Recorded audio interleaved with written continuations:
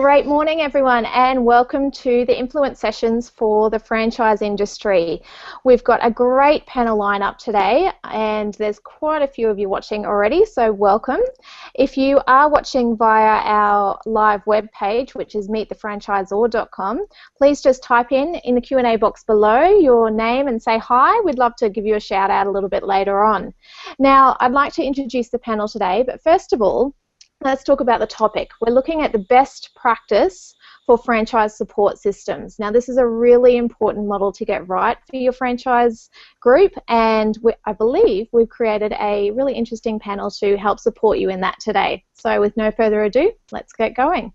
So myself, my name's Emma Monroe. I am the CEO of Yossum. We deliver support systems for franchise groups, which includes training and company-wide meetings, all via this platform of Google Hangouts.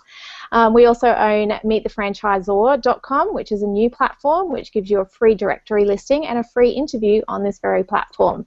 Now we've got Nikki Ellison. Hi, Nikki. Hi, Emma. Hello, everyone. Hi. And Nikki's based in Omaha, Nebraska, in the States. Nikki, would you mind telling us a little bit about what you do and who you are? I'm the co-founder for the Franchise Success Institute. We are a coaching firm that has created a certified executive and leadership coach in the franchise world certification. And the goal of it is to share leadership strategies for franchises to help you grow and prosper. Excellent. Well, thank you so much for joining us today on your Memorial Day holiday of all things, so thank you. Thank you. Now we've got Len Ferguson from Finn Franchise Brokers based in Brisbane. Good morning, Len. Good morning, everybody. How are you? Excellent. Thank you. Len, would you mind telling us a little bit about who you are and what you do? We're actually, well, I'm the co-founder of Finn Franchise Brokers and Finn Business Sales in Australia. We're the largest business sales agents in Australia. We've got over 30 offices around the country. And all of our offices are franchise offices. So all of our guys are franchisees that run their businesses around Australia. Excellent. So, Len, I believe you'll have a very interesting viewpoint as both a franchisor and a franchise broker dealing with lots of other models as well. Yep, correct, we do. So we definitely have a very different insight. Excellent. Looking forward to hearing your views today. Now we've got Kelly Grace from Volano Solutions, who is also based in Omaha, Nebraska. Welcome to the panel, Kelly. Thanks, Emma. I appreciate you orchestrating this call. Excellent. Excellent. Would you mind telling us who you are and what you do? Yeah, so I'm Kelly Grace. I work for a small software company based in Omaha called Volano Solutions.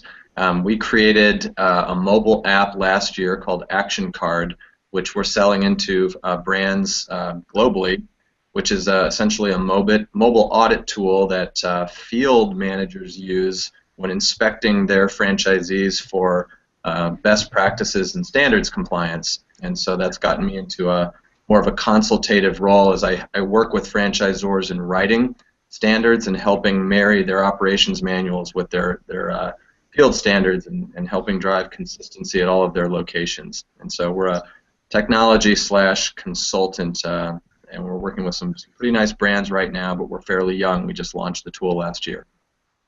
Fantastic. And I met Kelly in New Orleans earlier this year, so it was good to meet Kelly there at the International Franchise Association conference and had a good look at his product, and it's very, very nice. I'd suggest checking it out.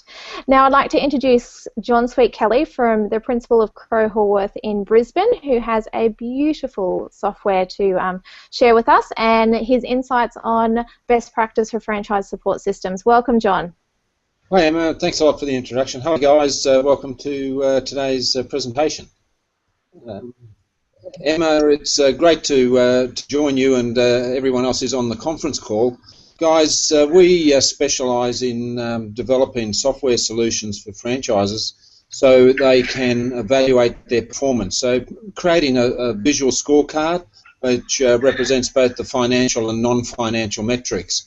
There are two products, Open Measures, which www.openmeasures.com, which allows you to compare your performance against other franchisees if you're within a group, and this is used extensively across the retail, legal, financial planning, fast food outlets, for example, real estate, for example.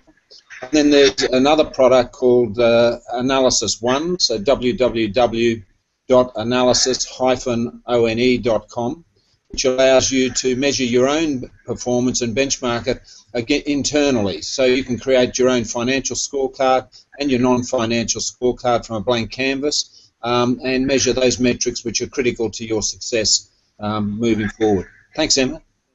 Ask you the question, what do you see franchise best practice model being, and in the real world, what does that look like? Thanks, Emma. Guys, I'm certainly thrilled with what I'm hearing coming from the other speakers, Kelly, Nikki and Len. It's been great, especially Kelly with the background where saying success is based on the cultural side of things. I can't but agree with you entirely there. If we've got that cultural map and we understand exactly what the requirements are, then everything naturally flows from that, the mentoring model, the coaching model, and then through to the KPIs and to drive that profitability.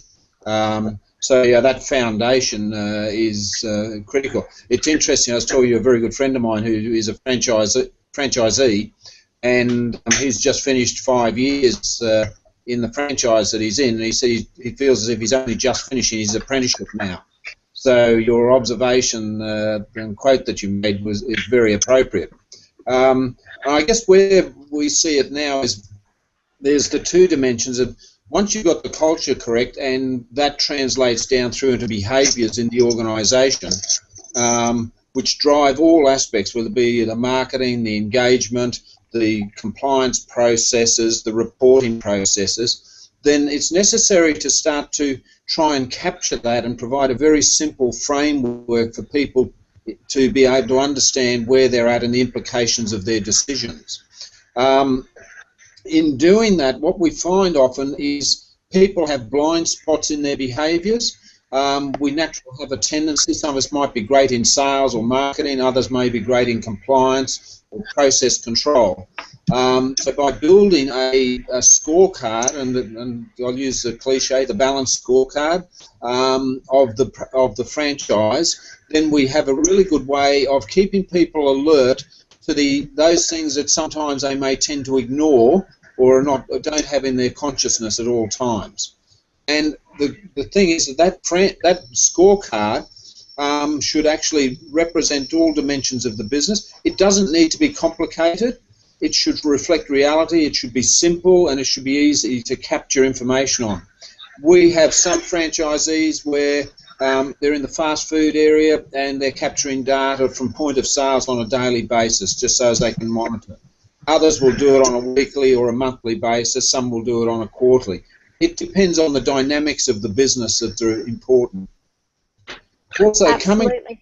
So, yes. John, just to interrupt there, a question that's come from the floor is that, so you're suggesting that numbers should be used as a form of communication to the franchisees?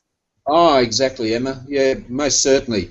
They, the numbers tell a story, and they should be in a trend, and they provide the foundation for, when Nikki was talking before about coaching, we can use that as a foundation and leverage points. Coming back to what Glenn was talking about, building self-support systems and mentoring groups, again, those numbers are there. We can, by looking at it, we can look across the room and see Len over there, with best practice in a certain way. We can go and work with him, understand that, and translate that model into the other franchisees. So we actually use a framework, and you're aware of it, Emma. 254 is the thing. Their strategy only has two outcomes. You're either going to influence profitability or you're going to influence the capital invested. So as you make a decision, why am I making this decision? Is it to improve profitability or is it to grow the capital the capital base in which I'm working? Those two strategies translate into 5 parts of the business financially that you can influence. You can only influence revenue, the cost of sales, the overhead expenses, the working capital, and the non-fixed assets. So as you're making decisions now, you can take it from what am I doing? I'm driving profitability. Why am I driving profitability? Why am I going to influence revenue or cost of sales or overhead expenses? And there are 4 key ratios that measure performance. So that gives you your financial framework to be able to evaluate your business. Very, very simply. Those are like Sorry to interrupt, John. We've just got a couple of more questions flowing in, but we may actually do a separate hangout, if that's okay with you, to focus on the 254 model, because it's a great representation of what to look for when you're making decisions. So I think that would be a really interesting topic. Does anyone else feel that that would be of value? Emma, I think it would be great to do that, and I would love to see that and to hear more about that. You know, that's something that we see all the time with what we refer to as our assessment triangle, or excuse me, our franchise assessment triangle. Those financials, the operations, and leadership.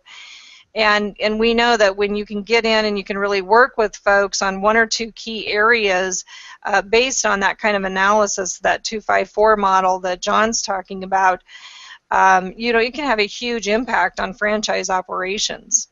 Absolutely. John, would you be open to doing that in a more detailed way? Because you went over it at dinner a couple of weeks ago and it was just fascinating. Yeah, love to, Emma. I'd love to share that sort of information with people. Yeah. Excellent. Now, Kelly's actually got a question for you, John. So I'll let you ask that, Kelly. Yeah, and you kind of did a minute ago, or started to, with the 254, which I'd very much be interested in hearing about. But I'm all about KPIs as well, and so what would you say in regard to, since this is about franchising, what would you say are the 4 or 5 most important KPIs the franchisor might want to communicate to the franchisee? All right, coming back to profitability is a key thing, and we're working together. So measures around growth, so new prospects, what's in the pipeline, what's the conversion rate, and how's that conversion rate translating through into profitability? Because if we can grow that pipeline and we can demonstrate growth in the organisation, and we've got the process to convert that to profitability, then not only are we growing our own franchise, but we're growing the franchise business as a whole, and that adds value to us when we're looking at, you know, a succession plan. So that pipeline becomes really critical. Depending upon the other what the nature of franchise is, there may be certain requirements. I'm thinking financial planning now, where compliance metrics are critical to ensure the legal compliance of the business with the statutory requirements, and those are necessary just to ensure that the integrity of the business is there, and it's not, the franchise is not exposed by lax practices in some areas. Okay. Excellent. Len, what are your thoughts on what John's presented so far, or discussed so far? I think it's key to helping the franchisees understand their business a lot better, helping the franchisor understand their business a lot better. For us, KPIs, they form a fabric of our business, and I suppose from I don't think we ever have a meeting where we don't discuss some kind of KPIs based around the performance of our businesses. So yeah, I'm a strong supporter that you need to be working with KPIs and using them in the manner of managing your business, every day. Yes, yes. And what I love about what John's saying is that it needs to be communicated on a increasingly regular basis with how fast business needs to adapt and change and self-regulate, really. Agreed. Absolutely. Well, thank you so much for everyone for joining us this morning. I'm sure we could all speak for much, much longer, but we promised that we'd finish at 40 minutes, and we will keep our promise. So if you have any questions, please leave them in the drop box below, and I will send them out to the panelists to answer for themselves. Thank you so much, panelists, for joining us today, Nikki, Len, Kelly, and John. Any last words from each of you? Nikki. I would just like to say thank you for having me on. It's been a pleasure. And John, Len, Kelly, it has been great getting to know you guys a little bit more, and I look forward to working with you in the future. Excellent. Len, thank you so much for joining us today. No worries. Nice to meet you all, and thank you very much for inviting me. Excellent. Kelly, thanks again for hanging out. It was a pleasure. Thank you so much for including me on the call. I had a great time and got some great ideas from sharp panelists you had here. Yeah, yes, it was amazing conversation, so thank you everyone. And John, this is John's very, very first hangout, so welcome. Thanks, Emma, and it's been a pleasure, and thank you very much to Nikki, Len and Kelly for sharing their thoughts and ideas around the success of the franchise. It's been a great experience and some great knowledge transfer there. Thank you. Excellent. Well, thank you once again for watching this session. If you are watching it after it's been recorded, then you can still ask questions on our YouTube channel or over at meetthefranchisor.com. Thanks everyone, and we'll see you next month. Bye. Bye.